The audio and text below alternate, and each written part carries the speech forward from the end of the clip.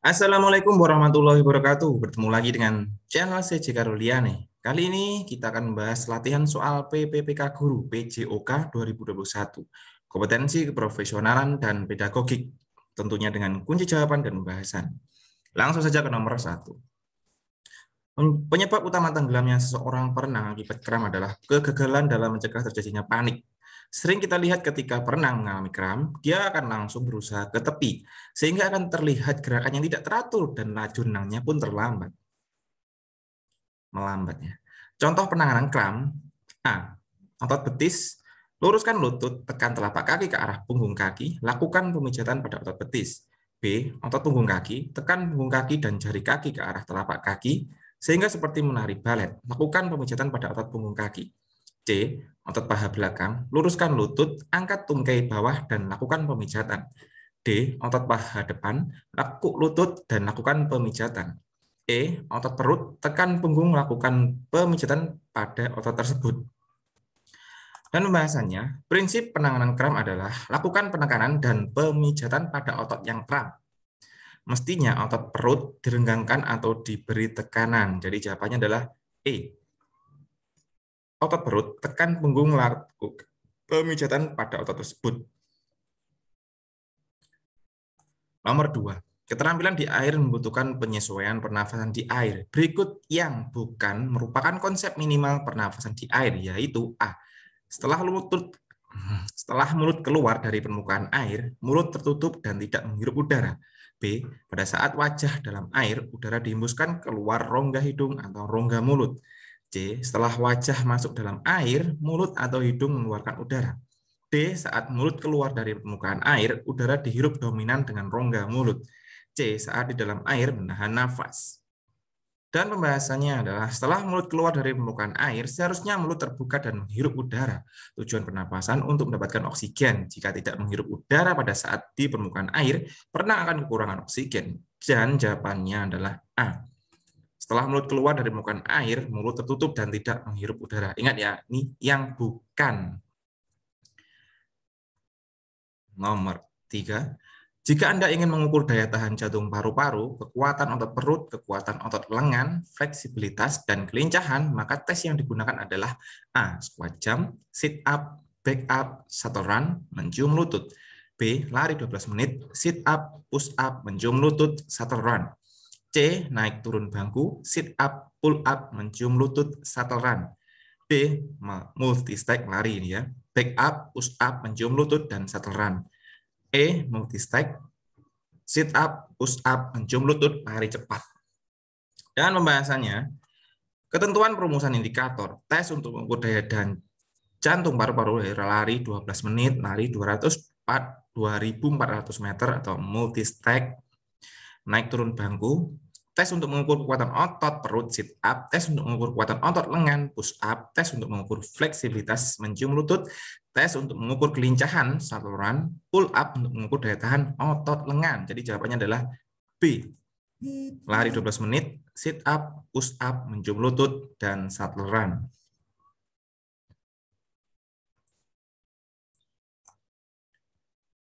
Lanjut ke nomor 4.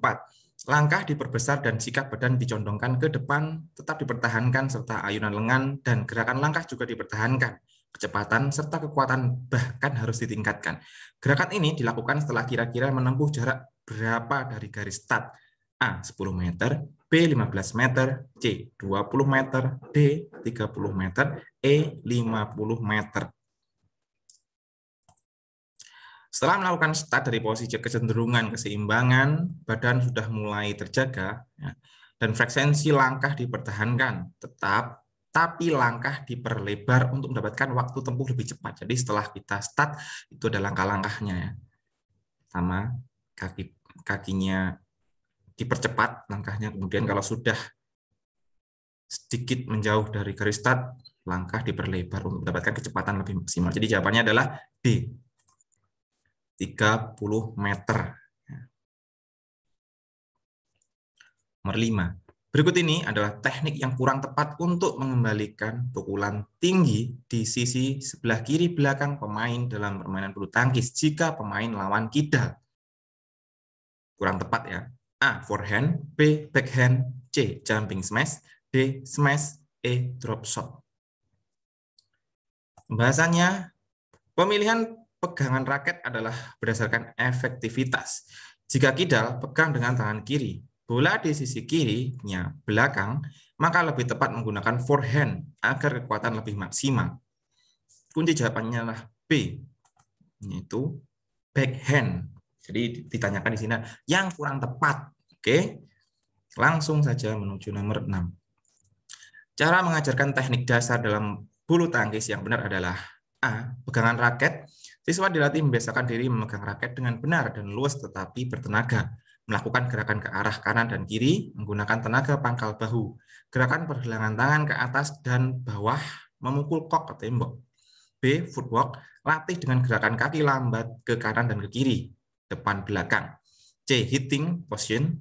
Dari tengah ke depan dengan lari kecil dimulai kaki kiri kemudian kaki kanan. Dari tengah ke belakang dan dari depan ke belakang. Servis, menggunakan kok yang dilakukan ke dinding dengan jumlah kok secara berulang-ulang. E. Pengembalian servis, biasanya latihan dengan mengarahkan kok ke sisi kanan dan kiri lapangan lawan ke sudut depan atau belakang lapangan lawan.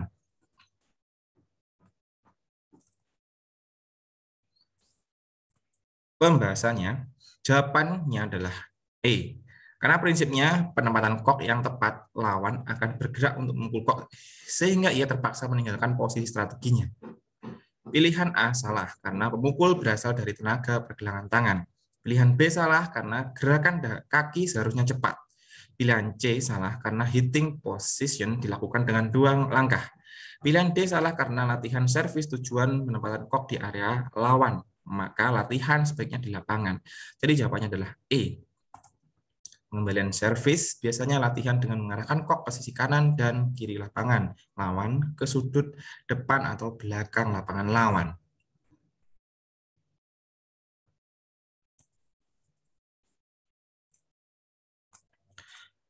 Nomor 7, permainan bulu tangkis memerlukan penguasaan beberapa teknik dasar berikut ini. 1. Servis, 2. Forehand, 3. Backhand, ini pukulan ya, 4. Smash. Teknik minimal yang harus dikuasai untuk bisa bermain bulu tangkis yaitu A 1, 2, 3, 4, B 1, 2, 3, C 1 dan 2, D 1 dan 3, E 1 dan 4. Pembahasannya, permainan bulu tangkis adalah permainan yang dimainkan oleh 2 orang atau 4 orang menggunakan raket dan kok. Tujuan mengumpulkan skor dengan servis dan mengembalikan dengan berbagai teknik pukulan. Kemenangan ditentukan oleh skor yang diperoleh. Jadi di sini jawabannya sudah jelas ya, servis dan pukulan. Jadi jawabannya adalah B. 1, 2, dan 3. Forehand, backhand adalah pukulan.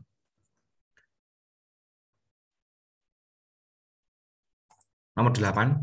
Pemecahan adenosin trifosfat ATP menjadi adenosin difosfat ADP plus fosfat inorganik PI dalam otot akan menghasilkan A. Daya tahan, B. Cedera otot, C. Energi, D. Oksigen, E. Kelelahan. Pembahasannya, energi yang dihasilkan dari proses oksidasi bahan makanan tidak dapat secara langsung digunakan untuk proses kontraksi otot atau proses-proses yang lainnya. Energi ini terlebih dahulu diubah menjadi senyawa kimia berenergi tinggi yaitu adenosin trifosfat ATP. ATP yang terbentuk kemudian diangkut ke setiap bagian sel yang memerlukan energi. Adapun proses biologis yang menggunakan ATP sebagai sumber energinya antara lain proses biosintesis, transportasi ion-ion secara aktif melalui membran sel, kontraksi otot, konduksi saraf, dan sekresi kelenjar. Apabila ATP pecah menjadi adenosin difosfat ADP dan fosfat inorganik PI, maka sejumlah energi akan dilepaskan. Energi inilah yang akan digunakan untuk kontraksi otot dan proses-proses biologi lainnya. Jadi jawabannya adalah C. Energi, akan menghasilkan energi. Nomor 9. Berikut ini adalah faktor-faktor yang memengaruhi gaya eksternal, external force dalam mekanika ya, gerak manusia, kecuali A. Daya tarik bumi, B. Gesekan, C. Gaya reaksi dari tanah, dan D. Tekanan udara, serta E. Kontraksi otot. Pembahasannya dalam aktivitas olahraga, gaya berasal dari dua sumber, yaitu gaya internal, internal force, dan gaya eksternal, external force. Internal force diciptakan dari dalam tubuh seseorang akibat dari kontraksi antara otot-otot yang melakukan aktivitas tarik-menarik melalui tendon, kemudian tendon memberi isyarat kontraksi kepada tulang yang menghasilkan suatu gerakan atau tahanan. Sedangkan external force adalah suatu gaya yang tercipta karena adanya pengaruh dari faktor gravitasi, gaya reaksi dari tanah, gesekan, tahanan udara dalam berbagai aktivitas pada cabang olahraga yang menghasilkan suatu gaya dorongan atau tarikan. Jadi jawabannya adalah E, gaya reaksi dari tanah. Nomor 10, seorang pemain menggenggam raket dengan kencang. Otot yang bekerja untuk menggenggam raket tersebut mengalami kontraksi A. Isotonik, B. Isometrik, C. Eksentrik, D. Fleksi, dan E. Ekstensi. Pembahasannya, kontraksi isometrik dalam olahraga menggenggam raket tenis merupakan salah satu contoh kontraksi isometrik otot lengan bawah. Pada saat ini, otot lengan bekerja mempertahankan agar raket tidak lepas. Muscular flexor, digitorum superficialis, dan profundus adalah otot yang berlokasi di bagian anterior lengan bawah. Keduanya memiliki origo di tulang humerus, ulna, dan radius di daerah siku. Sedangkan insersinya adalah pada basic polangea 1 dan 2. Dalam memegang raket tenis, otot ini mula-mula berkontraksi secara isotonik yang menghasilkan fleksi pada jari-jari tangan. Selanjutnya otot ini berkontraksi isometrik dan yang menghasilkan dipertahankannya fleksi dari jari-jari untuk menggenggam raket. Disebut isometrik diambil dari istilah iso yang artinya tetap dan metrik yang menggambarkan ukuran. Kontraksi isometrik adalah kontraksi di mana otot tidak mengalami perubahan ukuran. Jadi jawabannya adalah B, isometrik. Nomor 11. Akar olahraga adalah manusia yang bermain. Ciri-ciri suatu aktivitas dapat disebut permainan adalah A. Serius, B. Menggunakan lapangan, C. Tujuannya untuk aktivitas permainan itu sendiri, D. Melibatkan banyak orang, E. Adanya wasit. Dan pembahasannya, permainan adalah bentuk aktivitas yang menyenangkan yang dilakukan semata-mata untuk aktivitas itu sendiri, bukan karena ingin memperoleh sesuatu yang dihasilkan dari aktivitas tersebut. Jadi jawabannya adalah C. Tujuannya untuk aktivitas permainan itu sendiri, bermain. Nomor 12. Dalam pembelajaran pendidikan jasmani, guru membawa miniatur lapangan sepak bola. Hal ini sebagai upaya guru untuk memberi pengalaman yang lebih konkret kepada siswa-siswa yang tidak pernah mengalami secara langsung seperti apa lapangan tersebut sesungguhnya. Miniatur lapangan sepak bola adalah media dalam bentuk A. Objek nyata, B. Model, C. Kunjungan ke lapangan, D. Materi cetak, E. Audio visual. Pembahasannya, jika objek nyata adalah apa yang sesungguhnya, maka model adalah representasi dari objek nyata tersebut. Heinig, Molenda, dan Russell 2002. Model adalah juga media yang kerap dijumpai. Sering juga pendidik kita menyebutnya sebagai alat peraga. Jamak kita jumpai guru menggunakan globe untuk merepresentasikan bumi, atau menggunakan manekin untuk menyajikan tubuh manusia, ketimbang wujud aslinya. Model bisa jadi lebih besar dari objek sesungguhnya untuk memberikan detail-detail pada objek atau lebih kecil agar memungkinkan untuk dibawa ke ruang kelas.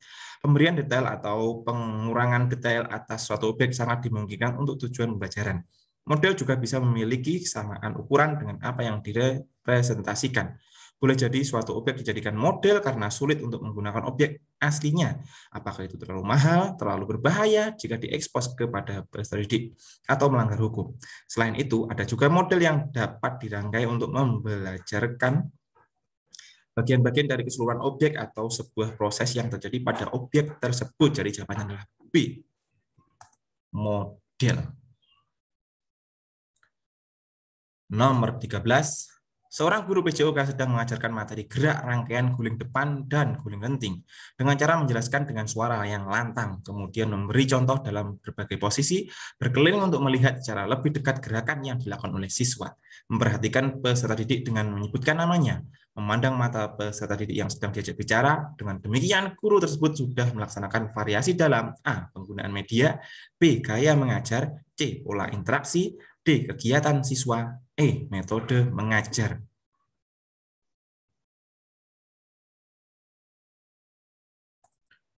Variasi dalam mengajar, penggunaan variasi suara. Variasi suara adalah perubahan suara dari keras menjadi lemah, dari tinggi menjadi rendah, dari cepat menjadi lamban, dan sebagainya.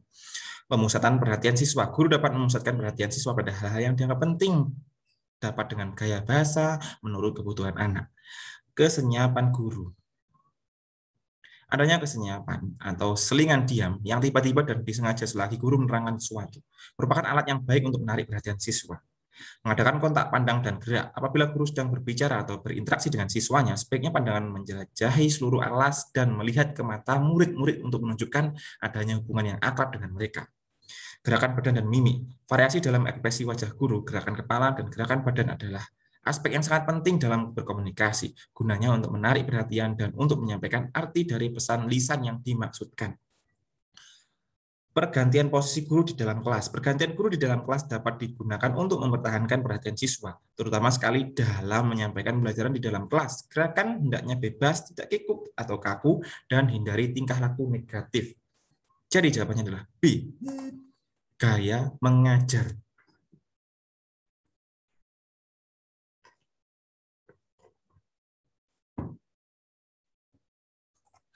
(14) Seorang guru melakukan kegiatan pendahuluan sebagai berikut. Membariskan siswa berbentuk 2/3 bersayap antara laki-laki dan perempuan terpisah secara rapih, dilanjutkan berhitung. 2. Berdoa secara bersama-sama antara guru dan siswa. B. Mengabsen galian siswa. 4. Memberikan persepsi materi dan menyampaikan materi yang akan diajarkan secara singkat dengan dihubungkan kemanfaatannya dan dorongan memberi motivasi. 5. Mengadakan pemanasan warming up diawali dengan lari keliling lapangan, permainan sebanyak 4 keliling. 6. Dilanjutkan dengan kegiatan latihan fisik sesuai atau mendukung dengan materi dribble dan passing dalam permainan bola basket. Mohon maaf. Ini seharusnya. Nah, aktivitas yang kurang tepat dalam kegiatan pendahuluan adalah A. Membuka pembelajaran dengan salam dan berdoa. B. Memastikan kesiapan siswa untuk mengikuti pembelajaran. C. Melakukan persepsi dan memotivasi siswa. D. Menyampaikan manfaat pembelajaran. E. Kegiatan latihan fisik sesuai atau mendukung dengan materi. Jawabannya, kerangka pembelajaran merupakan rangkaian aktivitas yang dirancang oleh guru untuk mencapai keempat jenis kompetensi dasar tersebut, meliputi pendahuluan, inti, dan penutup.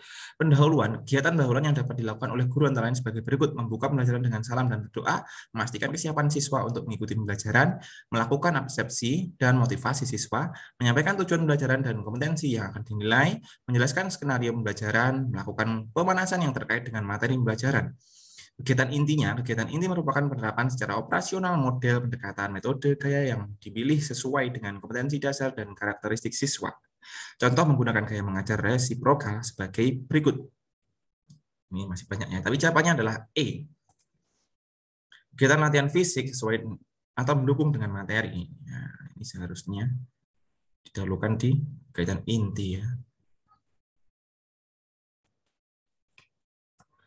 Nomor 15. Manakah rumusan indikator pencapaian kompetensi yang sesuai dengan standar kompetensi mempraktikkan hasil analisis keterampilan gerak salah satu permainan bola besar untuk menghasilkan koordinasi gerak yang baik? A. Menjelaskan dan mengidentifikasi lempar tangkap bola dengan 4 variasi berbeda dengan benar. B. Menjelaskan lempar tangkap bola dengan 4 variasi yang berbeda dengan benar. C. Mempraktikkan shooting dengan 4 variasi berbeda dengan benar. D. Mengevaluasi gerak lempar tangkap bola dengan 4 variasi berbeda secara benar. E. Mempraktikkan lempar tangkap bola dengan 4 variasi berbeda dengan benar. Kunci jawabannya adalah ketentuan perumusan indikator. Indikator dirumuskan dari KD, menggunakan kata kerja operasional KKO yang dapat diukur. Dirumuskan dalam kalimat yang simpel, jelas, dan mudah dipahami. Tidak menggunakan kata yang bermakna ganda. Hanya mengandung satu tindakan. Minimal terdiri dari 2 aspek, yaitu tingkat kompetensi dan materi pelajaran. Memperhatikan karakteristik mata pelajaran, potensi dan kebutuhan peserta didik, sekolah, masyarakat, dan lingkungan daerah. Jawaban yang benar adalah C. Mempraktikkan shooting dengan 4 variasi berbeda dengan benar.